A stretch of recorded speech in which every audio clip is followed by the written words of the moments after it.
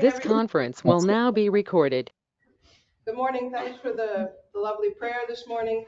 So we're going to get going right away with the history of the Salesian family from Don Bosco's time and on to today.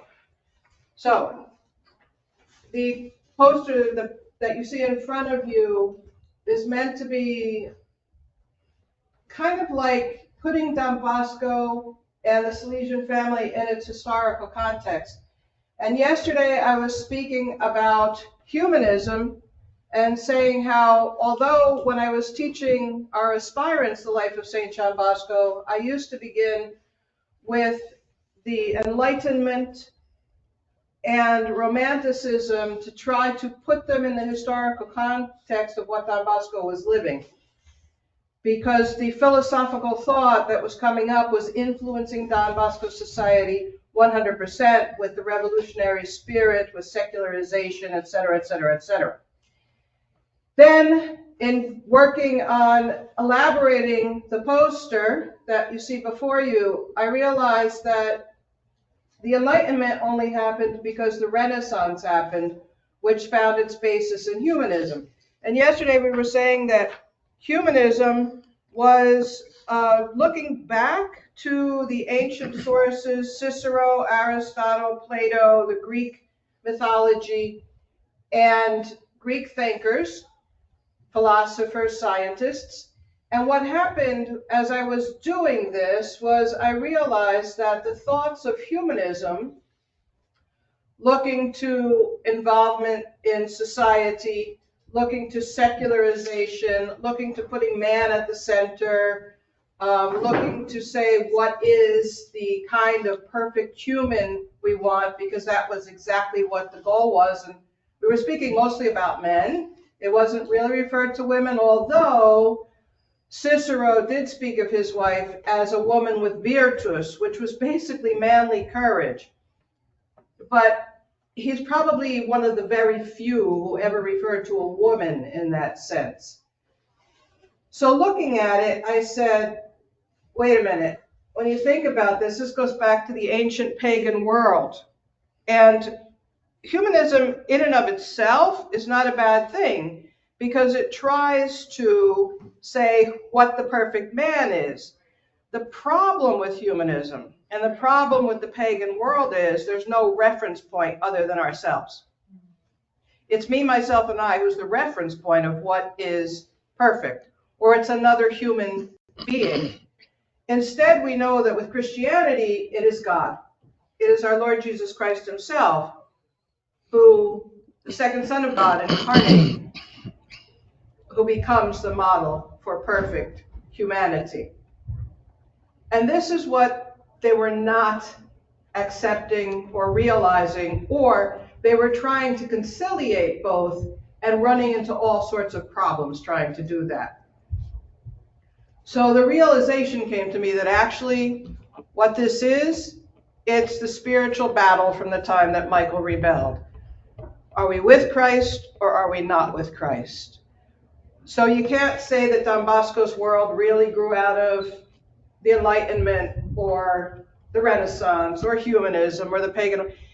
It grew out of the contest from all time that will continue until the end of time. Are we on God's side or are we on another side and trying to make ourselves God? Okay, so with that little advertisement there, a commercial, I'm going to try to explain just a little bit about the poster and then jump fully into the topic for today. So, for those of you at home, if you can see it, down on the right-hand corner of the poster, there's a legend, and if you can read anything, that's probably all you can read. At the top, in the gray, is the main time periods which came prior to the time when Don Bosco was born. So it's the time of humanism and the Renaissance. And I tried to put in what was happening in society, in the world, especially Europe. I was not considering too much the entire world, although we could, but the poster would have to wrap around the cafeteria here if I were trying to do that. And it speaks about the major developments of thought, of philosophy, of art, of science. And so that's the grayish part. But it also ties it with what was happening in the church. And so the interesting thing out of this, as I said yesterday, was that all of this emphasis on human, man, etc., and divorcing it from authority, from God, meant that we had the rise of Protestantism. Very simply, it all grew up in this time. And it's the Protestants are the ones who reject that we are made in the image and likeness of God. So we're trying to make ourselves the center. And it also brought about the change in the philosopher scientists at one time in ancient Greece, who tried to study to be awed by what was in nature around them. And it came to the point where now we try to control nature and make it serve us to our liking, as opposed to learning how to live with nature the way it is and with the Creator and the way He created it. So you can hear the echoes of that in today's society, where we want to control everything with our bodies and our spirits and everything else. Okay, so that's the gray. Then the greenish part is the beginning of Don Bosco's lifetime, just going back a little bit to the French Revolution, because that directly influenced Don Bosco's society in the Kingdom of Sardinia and Savoy. And then this really dense part of the poster is Don Bosco's early life up until, about 1875, for many reasons, but mostly because the things that Don Bosco did were consolidated really by 1875, and he got very busy going around trying to raise money to keep the wheels turning with the missions, with all of the houses that were already up. We're talking FMA and SDB, because they were the ones who were keeping us supported. And then also Don Bosco got much more involved with a liaison between the Vatican and the government. His life, his personal life, shifted more to service of the entire church, building the Basilica of Sacred Heart down in Rome. And his work at the oratory and establishing everything in Torino was essentially finished. And his young Salesians were carrying on the work while he was busy doing all this other stuff. So there was a little bit of personal problem with why it didn't go beyond that, but mostly it's because life settled down for Don Bosco after 1875. He was nearing the end of his life, and he was strengthening everything that had been while letting his young Salesians run the home front and run the fort. Okay? So then that's all the green, and it goes through to the end of after Vatican Council II up until about 1973. And then here, 1974 really kicks off everything with the Salesian family. And all these yellow pieces that you see all deal with the growth of the family, but most especially for the cooperators, because the poster, as it was made, was originally made for the cooperators. Now listed on here, the blue speaks to what was happening in our Holy Mother Church. The lighter blue to the Salesian cooperators, the green to the Salesian family, including Don Bosco. The Salesian saints are in orange, and the Salesian family groups are a combination of orange and pink. And Don Bosco himself is green, also on the map. And then the secular world are the smaller writing and the just plain old black. So that would explain it. And these little pieces here are the lists of our saints. Only those who were grouped, like there's 62 from Spain with Father Calasanz, and another 31 with, I can't remember Father's name. So there were well near 100 of them from Spain. They're not all listed individually. And then this is the calendar of our church here with all the Salesian saints and blesseds put on it.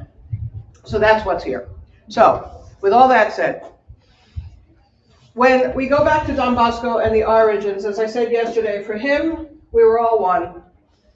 We were one family. That was it. There was no distinction among cooperators, FMA, SDB, not juridically, not legalistically, not spiritually, not mission-wise, nothing. There was no division. When we get to 1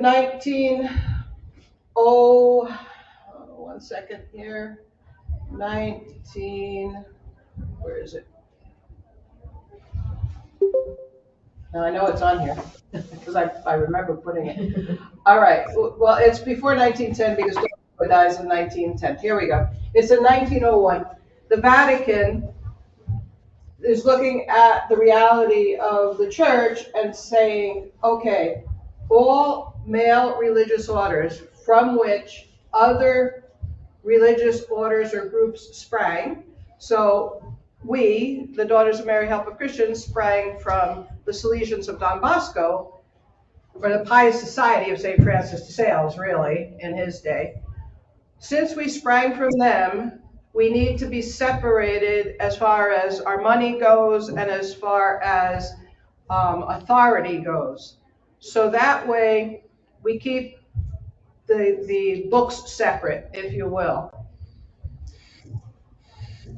Don Rua, in 1901, was in the Vatican on his knees, begging that this not happen.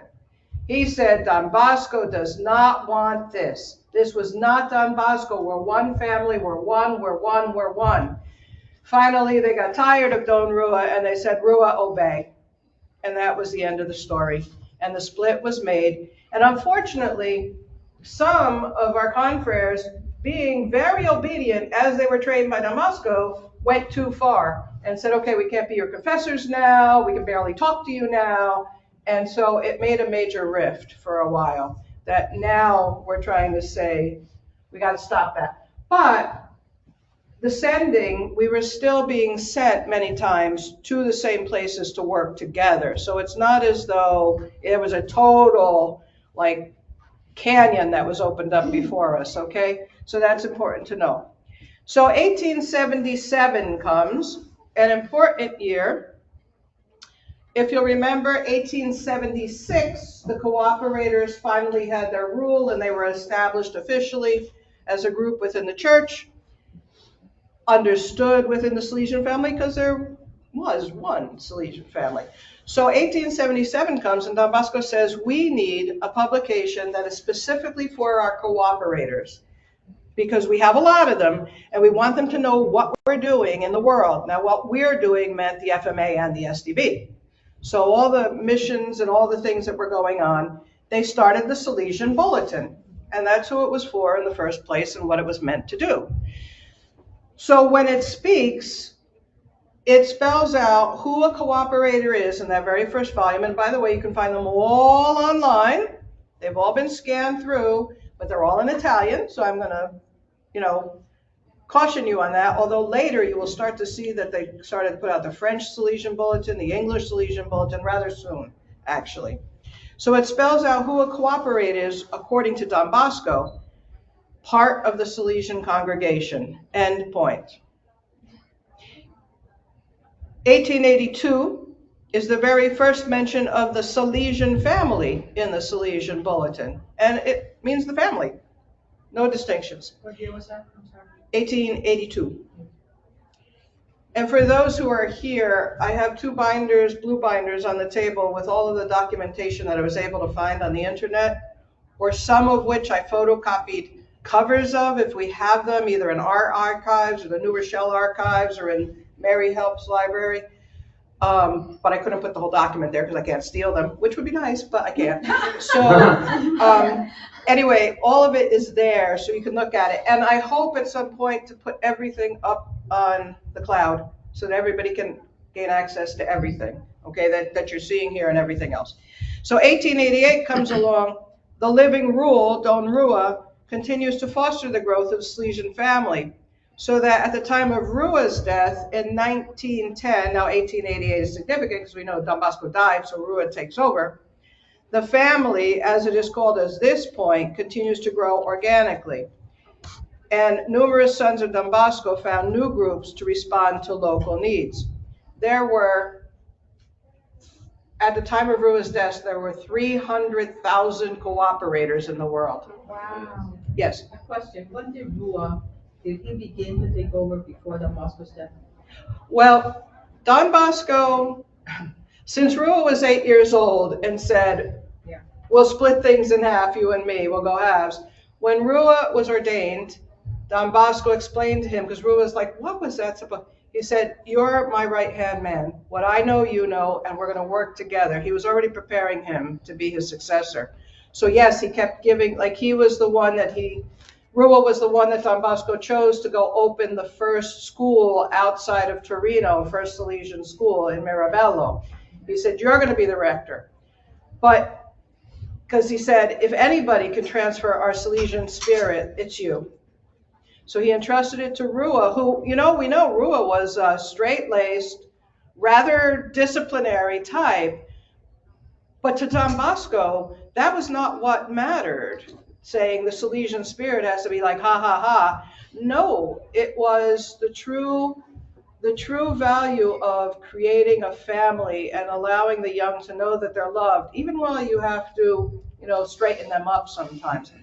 But in Don Bosco's wisdom, he sent Rua, he sent his mom, as he had Mama Margaret back at the oratory, but by this point she was already passed on, I believe. But he had Mrs. Castaldi and other women. He sent his best young Salesians, and he sent a group of his best boys to open that boarding school. So he sent the family to go, because we had no FMA yet. He sent the family to go and to establish it. Not just a Salesian, but his best boys. So that, all to me, always impressed me, because he wanted that yeast, that leaven in the dough. Okay, we're going to jump to 1965, because basically nothing changes until 1965. 1965, Vatican Council II, promulgated by Pope Paul VI, publishes Gaudium et Spes. The pastoral constitution calls on the laity to take on apostolic roles in the church, to live their baptism more fully. So now we know you've been living as good Catholics in your families. You've been raising good Catholic families.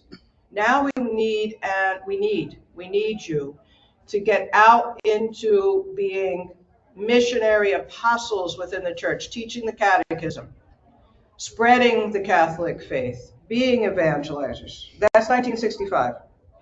1965 to 1972, the SDB and the FMA start very seriously to do what Vatican Council II called on every consecrated religious order to do, to look back at the origins, to see who they were when they were founded and what was the founder's intent for them. And this is when everything blew open. Up until now, we've been organically a family. But now the SDB are starting to look back at the origins, and I have to make a shout out here, because the FMA and the SDB really took this seriously. They set aside sisters and priests and brothers to do tons of research, to hold tons of meetings, to try to go back and to see Don Bosco's original thought for everything and everybody. I mean, we really obeyed, and we really took it to heart, okay? And so because of that now, what happens is, when the SDB were updating their constitutions and looking back at everything, they said, wait a minute, we cannot talk about ourselves as Salesians of Don Bosco if we do not talk about the laity. From the beginning, Don Bosco had the laity working with him. We've just always grown as family, but now we're going to take a conscious look at family and what that means. And for us, we were just automatically in the picture. There wasn't even a consideration that we had to consider the FMA separately. We were already in the picture. We were with the SDB in that picture. So what happens is, the constitutions are being rewritten. the numbers of religious that we saw yesterday was 1964. After 1965, it started to take a dive. We're closing some works because we don't have the same number as we need among the religious. We're going to start to implement ongoing formation because essentially people were formed and then set out in mission, and if they read the documents coming from Italy, they got ongoing formation, but now it's going to be a concerted effort. And we're going to start to have continental meetings of provincials and councils and start talking about, quote unquote, the Salesian Family Project. Let's see who we are, where we've come, because when you start looking at this and you start seeing all of these groups, here are the first four with Don Bosco, past pupils who get their basic beginning, here the SDB past pupils. But then you see all of these groups have sprung up in the meantime that were founded by Salesians and more that are not on here. As I was working through this, the original documentation coming out from Rome listed a whole bunch of groups that I've never even heard of that they were considering part of the Salesian family because they were founded by the Salesians, but they're not there anymore because either it wasn't a permanent commitment, and we'll talk about that later, the criteria that you have to belong to the Salesian family. Okay, there are criteria now. So before that happened, they were listing anybody and everybody who basically was founded by a Salesian or a cooperator, an FMA or whatever, and putting them all in the Salesian family. They are Salesian family, but they're not Salesian family with a capital SF. There's a difference. There's a broad, as Don Chavez, and maybe there was someone before him, started to call it the vast movement of the Salesian family. There are the official groups, but then there are all the other people who spring out from them or who work with them, okay? It's in our rule, that's in the SDB rule. From which year, Father? Number 8, a rule, the constitutions. But and then it was Father Vecchi during the 24th General Chapter, Father Vecchi. 1996. Okay, thank you. All right. So 1965, it's the 150th of the birth of Don Bosco, and they have this big meeting in Becky. Ritchery, the rector major, then speaks of the one who was to give the church the triple Salesian family. So now we're saying, okay, triple. FMA has to be cooperators, true vocation in the church. Not really understood that way for a while. In the beginning, Don Bosco had a mishmash. You gave him a lot of money, you gave him your property, you built a school for him, you're a cooperator, automatically. But Don Bosco was, always like, get everybody to work, get everybody, that's fine. And we understand that. But in the 1920s, 1924, the understanding took a dive, and in the constitutions of the SDB, remembering that they're always the ones at the head, because Don Bosco was the supreme moderator, and the rector major is the supreme moderator of the cooperators, because of Don Bosco's wish, and because that's the way things were founded then, took a dive. In the constitutions, they started to talk about them as benefactors of the SDB, and basically nothing more. And so that lasted, unfortunately persisted. So now that's why, you get cooperators who say, oh, we're running a bake sale and we're great. Well, yeah, you are great and we're grateful for you, but that's not the extent of your vocation. Oh, we're teachers in the school, so we're cooperators. Well, no, not exactly. You are wonderful teachers, wonderful youth ministers, but your cooperator rule calls you to much more than just that, than just being a teacher. How does it make a difference in your life? You've got a title after your name, but what change has come to your life because you've become a cooperator? Okay, so that kind of thing was completely not understood. And it took after Vatican II to come back to say this is a true vocation in the church with a rule of life that needs to be followed. August 16th, 1965, Don Riccieri again, says, yes, we must form and concretely, here's the point, concretely, there has to be substance to this. There has to be some sort of organization to this. A great family in which we all feel loved and give the generous contribution of our energies for the harmonious achievement of our ideals which are always those of Don Bosco. We all need to come together, unite around the ideals of Don Bosco, and work together towards a common purpose and a common end. It doesn't mean we all have to do the same things, and it doesn't mean we all have to work at the same task in a given area. And this is where all that dialogue started. Okay, but what do you say? You're saying we all have to work in one work in the area? What are you saying? What do you really mean by that? So this is where all of the discussion and all the dialogue comes up.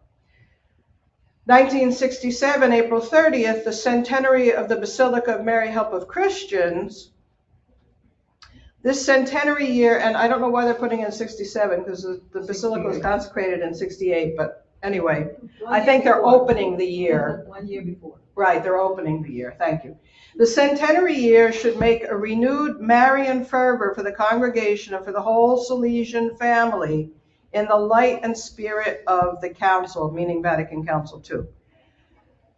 Mary she was always at the center, but now let's put her there properly at the center and say all of us in the family need to look to her, to Mary Help of Christians, and we need to recommit ourselves to Marian devotion and to spreading that devotion. It was happening organically, but now we're asking for it in a more precise, organized way. Every province, every house, every confrere will want to be actively present in the filial homage to the one who was the mother and teacher of our Father and of our whole family. So the Feast of Mary Help of Christians, May 24th, or near that at the shrine.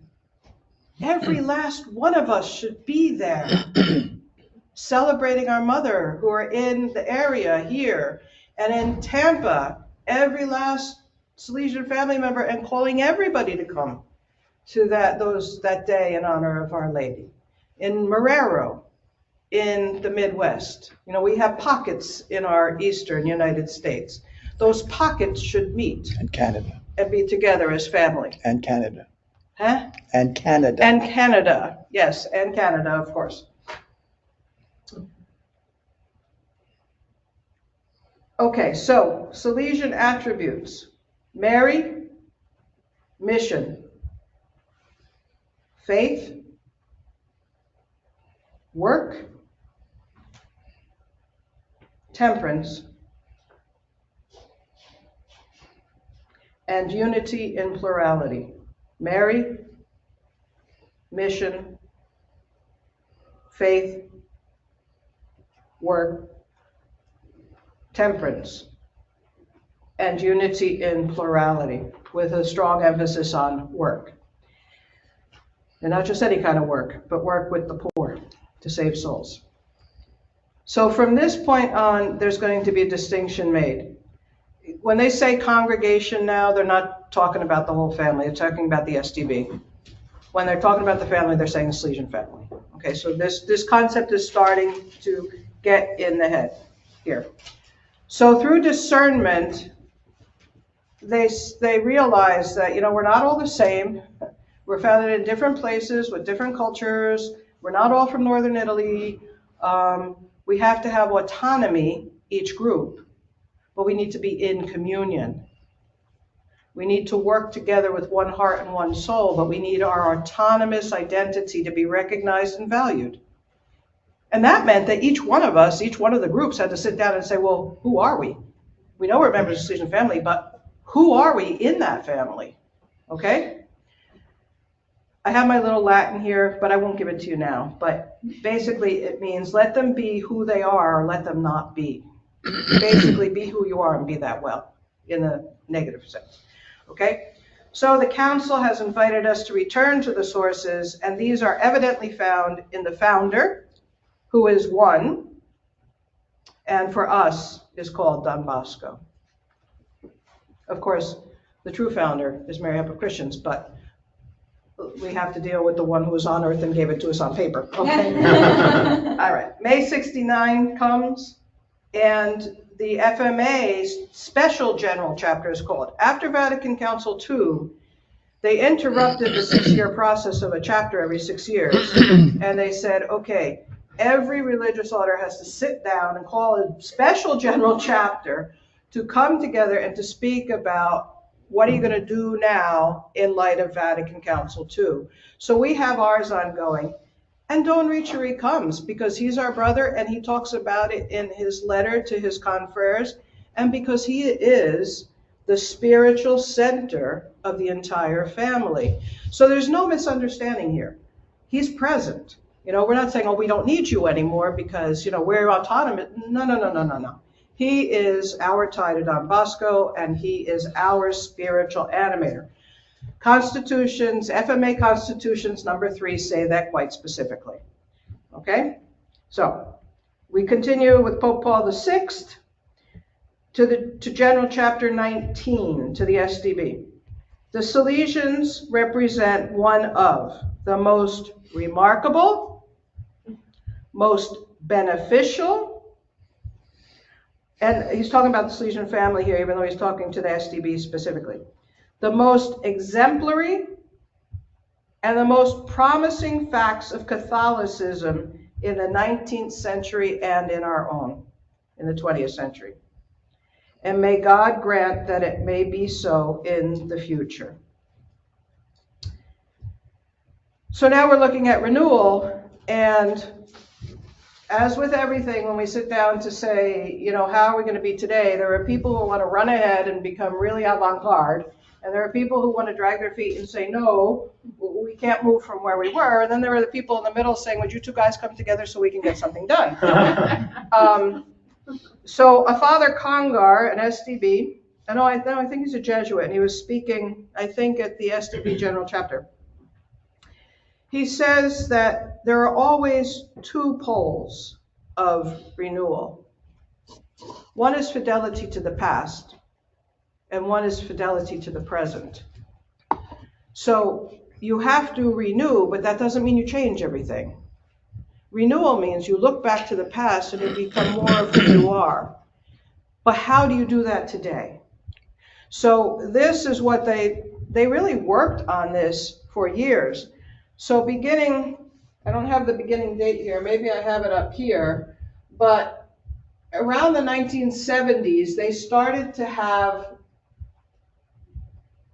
maybe 1973 was the first, they started to have what they called Salesian Family Spirituality Week.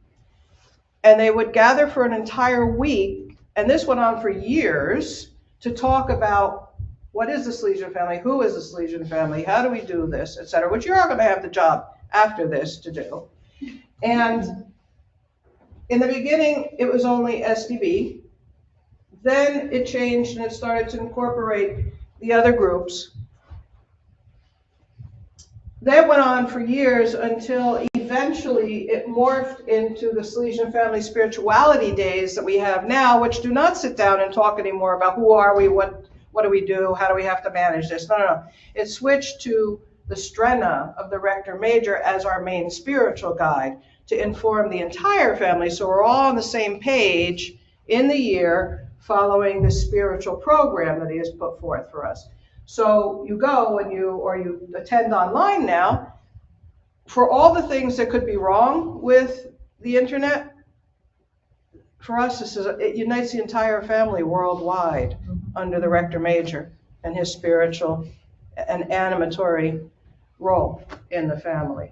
So we can all be online that midweek in January for 3 days and hear a few talks, get a deeper understanding of the Strena, and give us those marching orders. How do we live this coming year? And we should all be on the same page with that. So this is one way now, thanks to this internet, that we have to solidify and unify the Salesian family.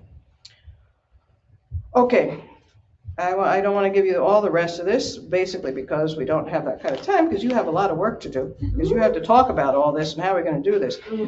So the tasks of the Salesian family now, this is Don Vigano, who begins this work, and Don Vecchi carries it on when he becomes the new Rector Major. They were trying to define, okay, the identity of the Salesian family. It's going to be your task. The mission.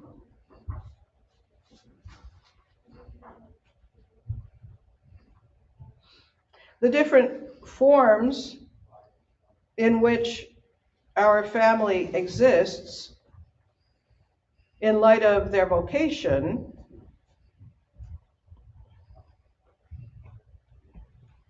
the service that's given to society, which comes in the form of mission and vocation, the testimony that they give,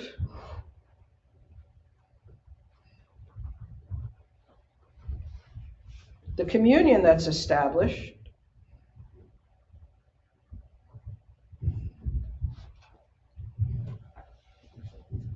the historicity, how do we trace back to say we are one family, and permanent renewal, ongoing renewal. How are we going to now capture Don Bosco's original vision? And they start to say, in the new SDB constitutions, after special general chapter, which happened 1971, 1972, that we have to have an animating nucleus somewhere. There has to be a source of unity of all of the other apostolic and spiritual forces. This was one of the characteristics of Don Bosco's pastoral charity. We draw from our spiritual animating nucleus that inspires the entire family. Now, I have listed here what were the common elements they came up with, but I'm not going to tell you because I would be giving you your answers, so I'm not going to do that. That's why it would be good that you give it. Nope. October 29 of, what year are we in? Good question. 1972. Don O'Brien writes a very important, this is 1972, remember, we have just had the special general chapter in 1971-72, and he's writing, the Salesian cooperator, a real vocation in the church. So they're looking back and saying, Don Bosco said a single cord could be broken very easily, but when you put three together, it's very hard to break it. So if you interweave three things, three chords, FMA, SDB, cooperators, it's very hard to break. Why? FMA and SDB, we got the consecrated religious. But now we've got the laity on the ground in the world. And when the laity are united with the consecrated religious, and we're obviously all united with the church, and we are strong testimonies, witnesses to the faith, wherever we are, in our business, on the internet, in politics. Okay, this really changed because Don Bosco never wanted to be involved in politics, right? And it was forbidden for a while, even for the cooperators to be involved in politics. But now we're saying, no. You need to get into politics. You need to get into the medical field. You need to get into the legal system. You need to bring Christ there. I love to listen to Fulton Sheen, and he was speaking about how Christendom was dead. He said, Christendom is dead. We do not live in a Christian-based society anymore. Now, this was 1960s, he's saying this, okay? But he's saying Christianity is not dead. So this is where we all need to be Christendom without an official title. We need to convert our society from within. All right, 1973 comes, January 21 to 27. And I made a mistake. There were FMA, SDB, and cooperators at that first spirituality week. And it says, the book that came out of it, which we have copies in Italian, and we have one or two of the talks translated into English, but they didn't come out in English for a few years. So we were always a few years behind on everything. 1973, the title of that week was The Salesian Family Reflects on Its Vocation in Today's Church. the Salesian family reflects on its vocation in today's church.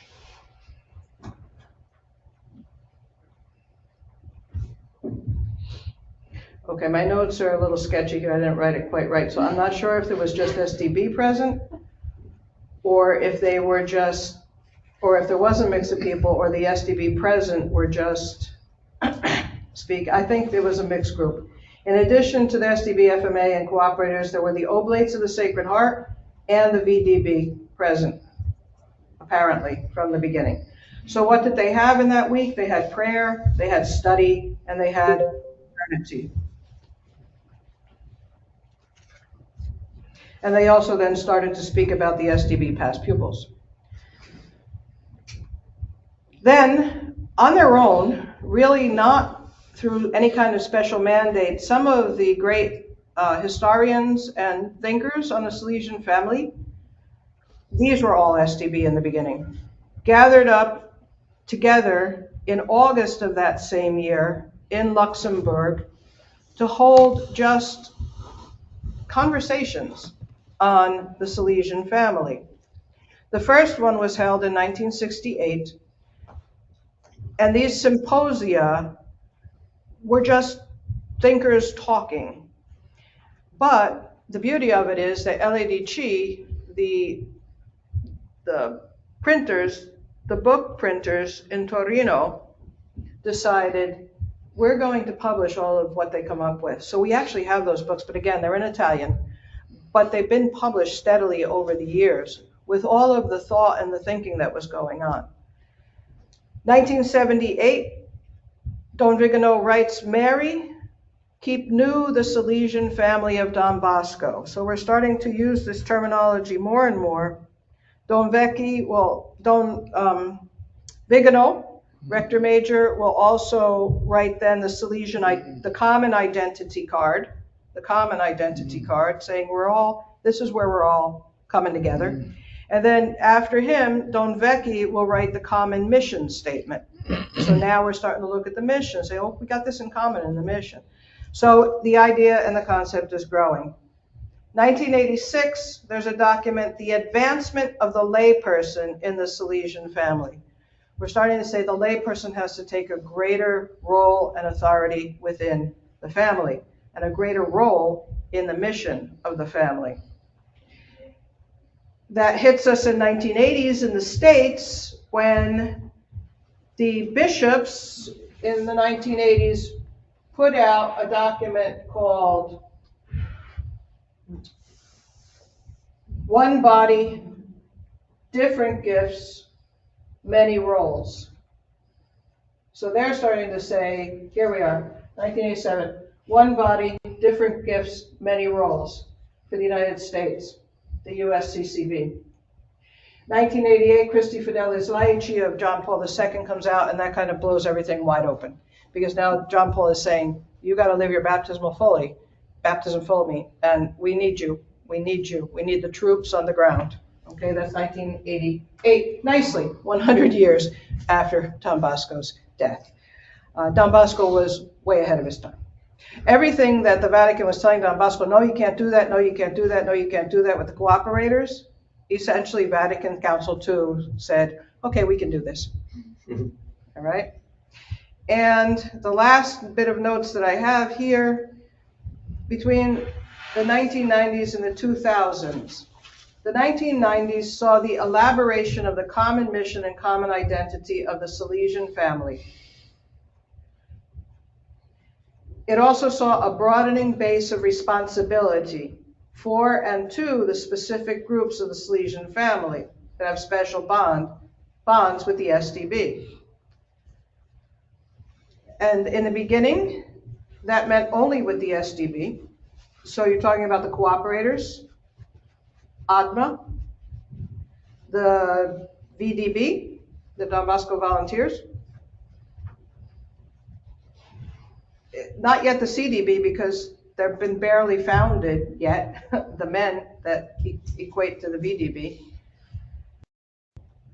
and the SDB past pupils for the Salesians. We basically had care of the FMA past pupils.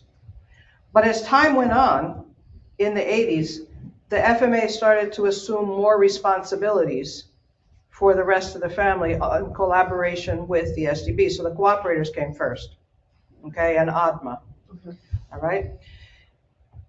And all of these groups started to revise and strengthen their rules so that I didn't make allusion to it here, but the cooperators started to realize, since they're a real vocation of church, now they need a structure within the church because they're an official part of the Catholic Church, and the church is looking to them to be these really zealous apostles and missionaries and disciples.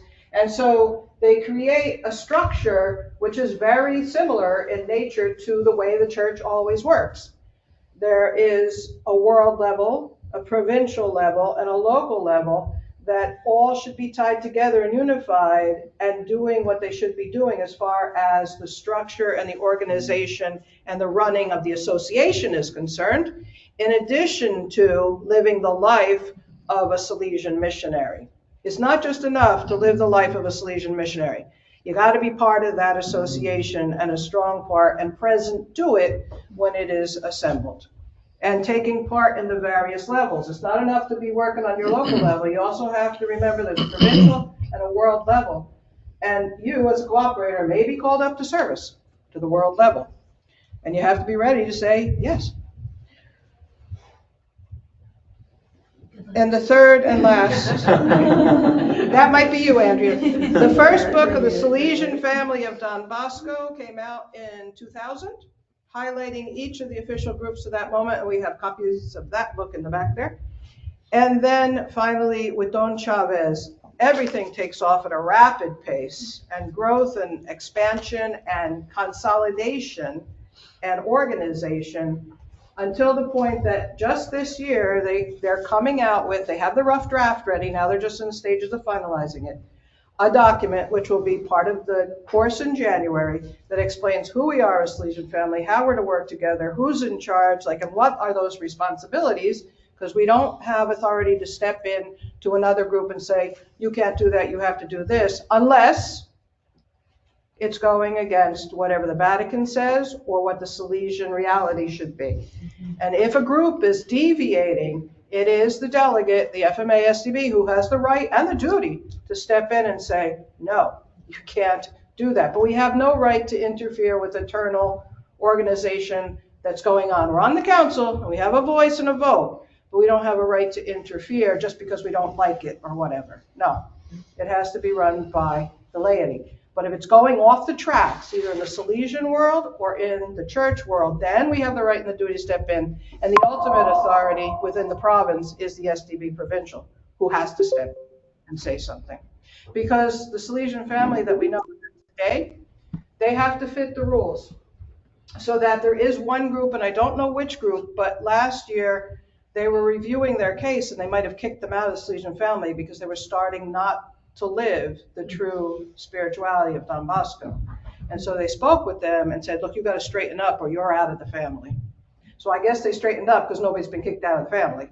So let's hope and pray that that remains so. There is an authority structure here, and it must be respected. Quick Yes. question, sister. So when it comes to the delegates, what does that delegate network look like? Is that the Salesians have a delegate in the external branches of the Salesian family?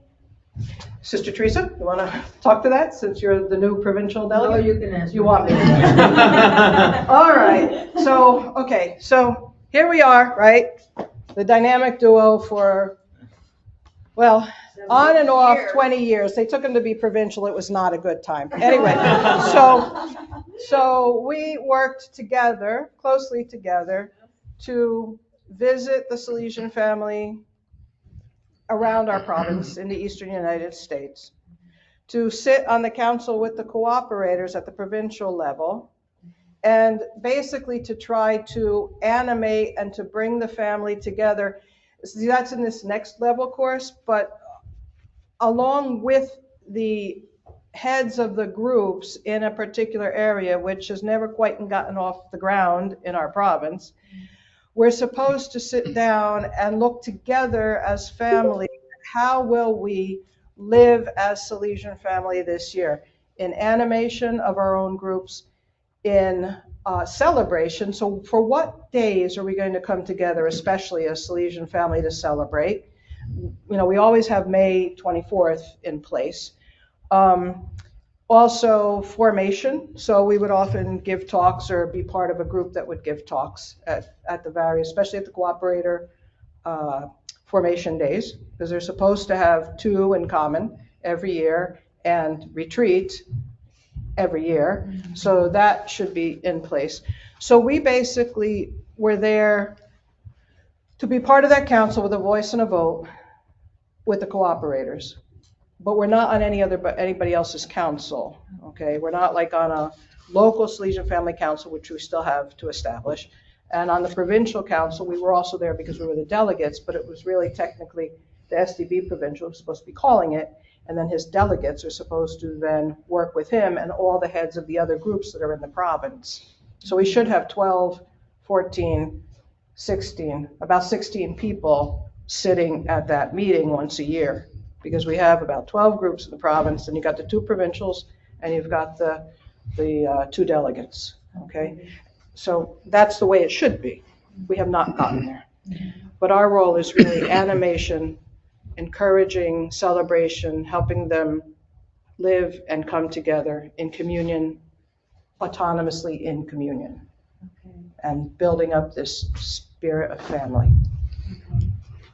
I think that the example of the 2 delegates, SDB and FMA, working together is a valuable and a very important aspect of animation, encouragement, formation within the Salesian family. I remember going to meetings where I didn't speak Spanish. Sister can figure out Spanish. So we were going to the ADMA World Delegate meetings, and we were sitting side by side in a Zoom screen, you know. And the first time they were surprised, the SDB and FMA were coming together to the same meeting, which usually was only reserved for SDB. And then I think they caught the idea, because Sister Lucrezia is part of those meetings now and is helping to run and is actually running them. And I think also the whole idea and the whole understanding has grown. So we want to be a united force in the world. So Father Tom and I, after the festival last year, the family festival, a couple of weeks later, we had to fly down to El Salvador for a meeting of the delegates in the provinces here in the Inter-America region. And for the first time, the FMA and the SDB from Rome were there, or Torino, wherever they were at the time. They were there together for the first time at this Salesian family meeting. And not only that, but it wasn't just us lackeys, but it was also people from ADMA, people from the other groups of the Salesian family, the Hermanas del Divino Salvador, the Sisters of the Resurrection. They had a presence there. So it was really finally family. Oh, and it's a quote that I forgot. It's up, it may not be up there and it may not be there, but at one of those Salesian Family Spirituality Weeks, there was a cooperator who stood up and he said, finally, we've been waiting 100 years for this. Wow. For us to all be at the same table, eye to eye, hand in hand, working together, adults, all with the mission. So it's growing, it's coming, and it's your task. Okay? We've done what we could to lay a foundation. Now you got to build the building. Father Aliunas went to Rome, or to Turin, for a program for new possible delegates.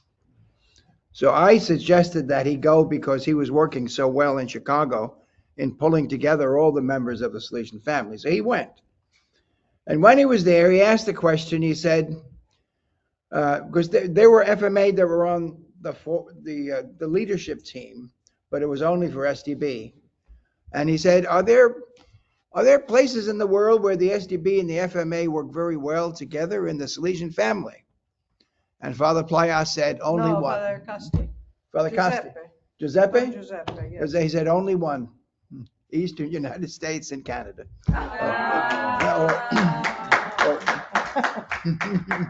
Okay, Father. Trendsetter. That's about that. Trendsetter. Trendsetter. Yeah, because I was gonna say, speaking on behalf of the West, I don't even know who the delegates are. You have Liz Gamara, who's a cooperator for the SDB. And the FMA used to be Sister Guadalupe. She still is. She still is? No, she's No. not. I'm sorry. Sister, No, it's a it's, new one now. It's the one. oh, really? The superior of, I have her here. One of the Vietnamese sisters. oh. Yeah. Okay, She's the new one. that's a novelty to me too. I'll tell you who it is in a second. Yeah, so just in the sense that like, you know, it's very clearly established, like, this is the team and this is what we're doing, and there's, just across the water, there's plenty of work to do. And you know what, there are places in the world where this is really humming. Okay, and I think a lot of it is owed to Father Chavez when he was down in Mexico as the provincial.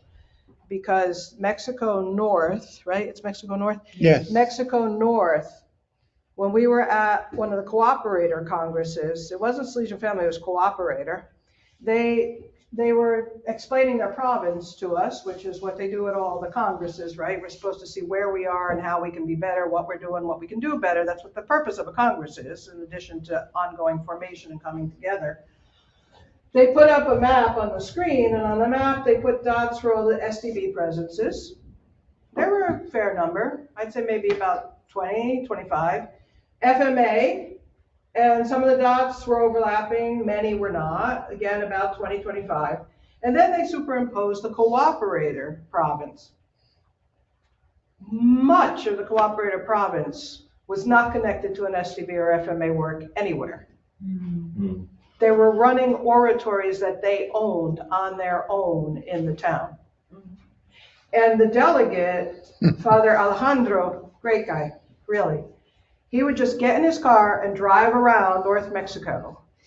And they are the ones who really have it set with the Salesian Family Consulta that meets, I think they meet twice a year, the local Salesian Family Council that gets to work in these places where you have other groups together. And they work together and they really kind of try to all go in the same direction. So they've got the structure in place. What really matters is that once you get the structure in place, you got the people on the ground who are willing to live it and to do it and to carry it forward. Because we can stand on our head and spit nickels, but it's not going to do any good unless the people on the ground in the place live the rule and live the whole idea of the Salesian family to its full extent. Sister Quinn Fun is Sister Quinn Fum. Okay, I didn't know. Thank you. your sister. Okay. Okay. So there you go. So now you know. But Liz, I think, Liz is not young anymore. And Liz, you know, I mean, it's hard because to travel and to do all that sort of stuff. So I think they're going to have to look for a new SDB delegate pretty soon.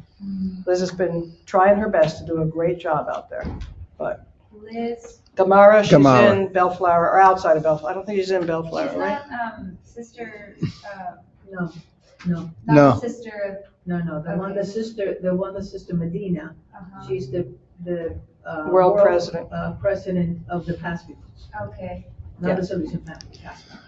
Yeah, she's probably more connected with the Rosemead group. Right, she's Rosemead, yes, Liz. Does anyone online across the internet airwaves have a question or a suggestion?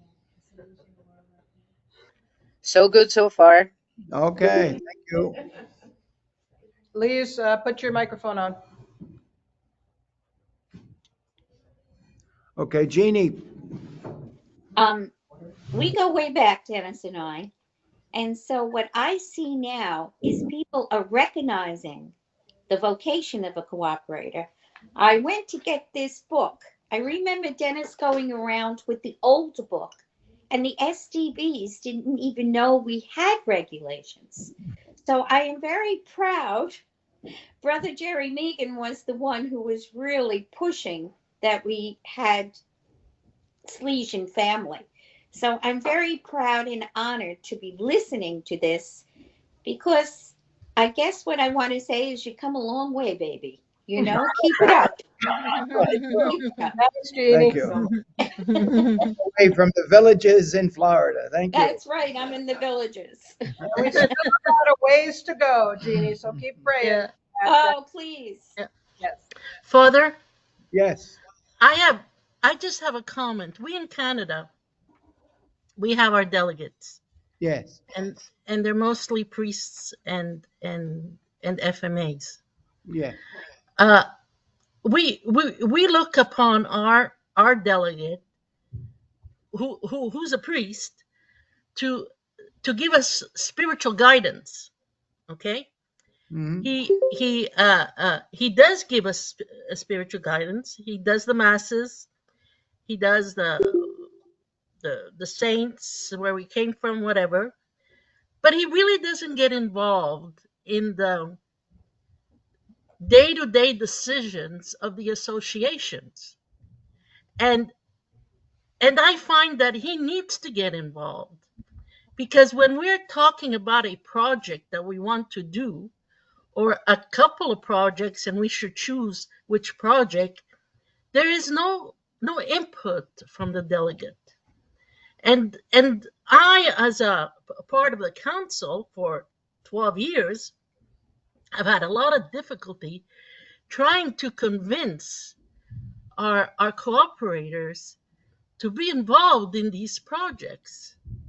And I would say that out of 20 somewhat odd cooperators in the association, we always have the same ones, 5 or 6, 5 or 6, 5 or 6. And I would think that if the delegate would get more involved in promoting what we want to do and say something, I think people would follow more. And I find this, now that I'm at the provincial level, I find this right across Canada, that the delegates look at our spirituality and our knowledge of the Salesian saints and whatnot, but after that, they don't really get involved. Now, is that one of their responsibilities, to get involved?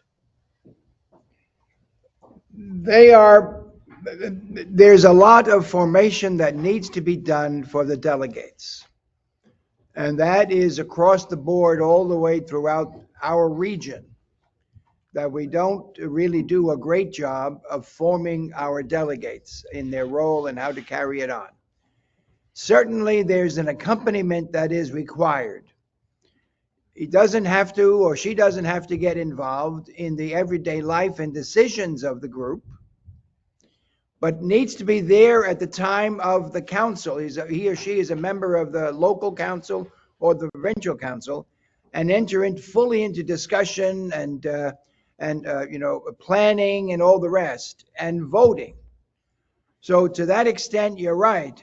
Now, I don't know whether you would want your delegate, to take the part of, I'm going to use a word which is pejorative, the daddy, the one who comes in and makes a decision and pushes people into it.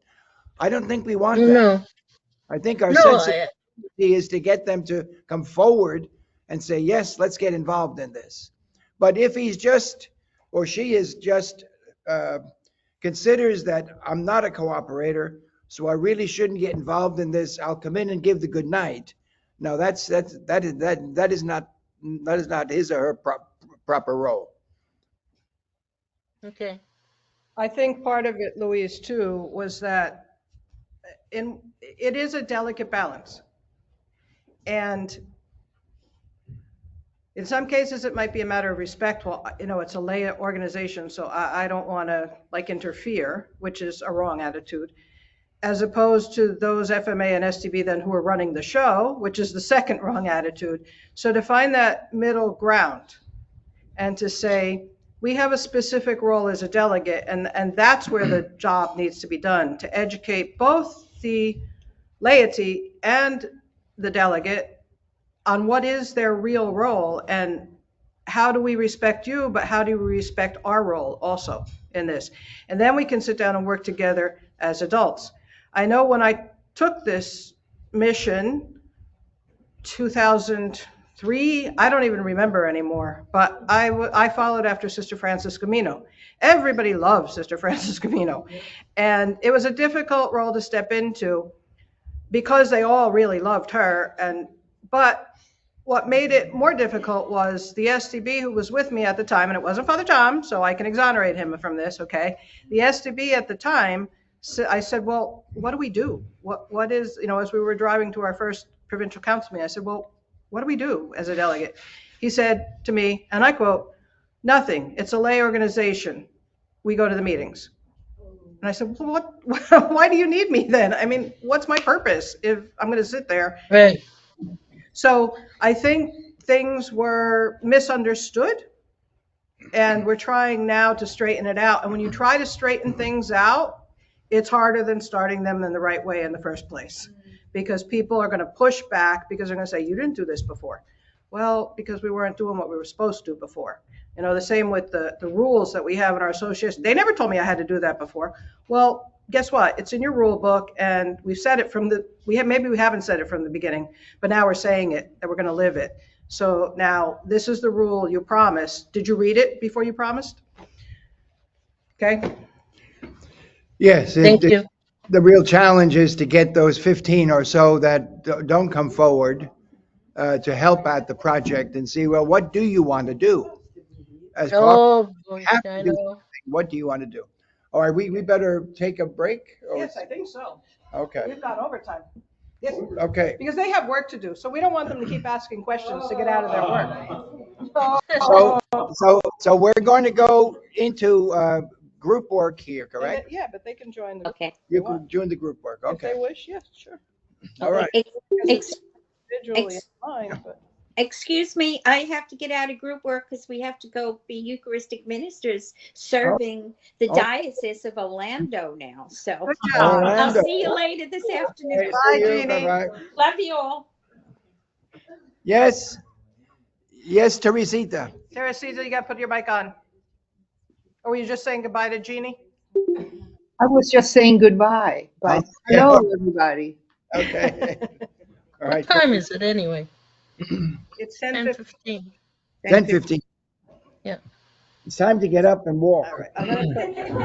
Yeah, everybody take a break, and then I'll put you facing the group. So in case you want to dialogue with the group here, you've got the opportunity to be part of the discussion. Let's see.